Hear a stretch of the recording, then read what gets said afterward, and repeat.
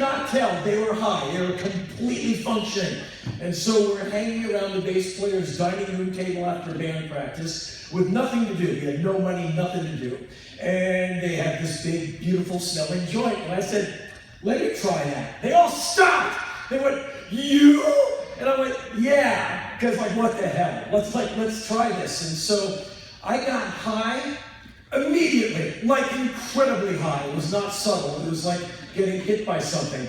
And so they gave me a big plastic glass of water. They go, here you are, you need some water. So I held the water out from me, trying to put it on the table, and I couldn't do it. And they're like, what are you doing over there, Henry? I said, I'm trying to put this plastic tumbler down on the table, but I can't do it. I go, how do you do it? They go, you just do this. They kind of push my arm down, and it hit the table. And so I said, how long does this last for? They said, a while. I said, okay, I'm just going to sit over here. And I just sat and waited it out. And so it just wasn't for me. So let's go back in time, shall we? A few years ago, I pitched an idea for a show on History Channel, a series I was doing called 10 Things You Don't Know About, and insert thing at the end of that sentence. 10 things you don't know about presidential assassinations, 10 things you don't know about whatever. I proposed to History Channel 10 things you don't know about the history of marijuana or cannabis and hemp in America. Because I knew enough history to know that a lot of people should know this, and I thought I could be a good proponent for the cause by getting this onto a major cable channel. And somehow they said, that's a good idea. I knew it was, but to have a bunch of execs see it my way was quite a shock. And so at one point, me and my sturdy crew, we find ourselves at the Cannabis Cup a few years ago on 420 in Denver, Colorado, with thousands and thousands of brightly attired young people waiting to go into some massive building to celebrate the legalization and decriminalization of cannabis. And it was so much fun to see the cops so bored.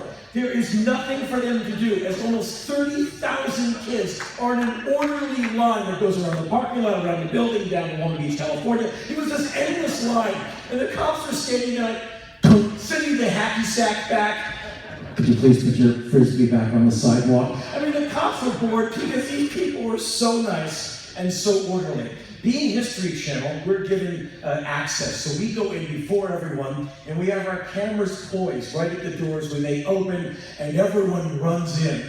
And they run past our cameras like, yay, I love you, Henry! The nicest people on the face of the earth. And it occurred to me in that moment that maybe one day, if we do everything just right, we won't have to have the Cannabis Cup, and we won't have to wait in lines brightly colored with this explosive celebration just so we can partake in cannabis. We can just say, I'm going to the store, I'm getting groceries, I'm getting cannabis. It's just not all that much of an event because it's legal and it's part of my life. But for now, it's this thing.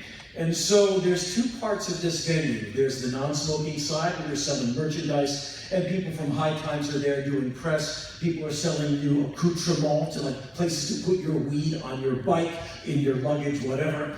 And we're trying to conduct interviews with people. And the interviews took a long time because people were celebrating, and they weren't exactly able to answer questions all that clearly. So after about 2 hours of not really getting much good interview, we decided, what the hell, we'll go into the smoking section and try our luck there. And so we go into the other half of this massive enclosure, and the air is ripe with cannabis, so it smells really good. And within 10 minutes, I usually can memorize every single question I need. I can memorize pages of stuff at a time. On this day, I'm looking over through the haze to the producer. What's the question you wanted to ask this guy again? And the guy standing next to me, he's like, what are we doing? I said, hold on, the host is elevating. And so after an hour of me not being able to remember what the question was, thankfully it was time for lunch. And so we were taken away to some green room area, and I'll never forget this. I ordered up some tuna sandwich, toasted with cheese. It was a wonderful thing. I'm eating this sandwich, and the taste is exploding in my mouth as a cherry tomato would burst inside my mouth. It was like taste bud fireworks. I was like, this This is the best sandwich I've ever had in my life.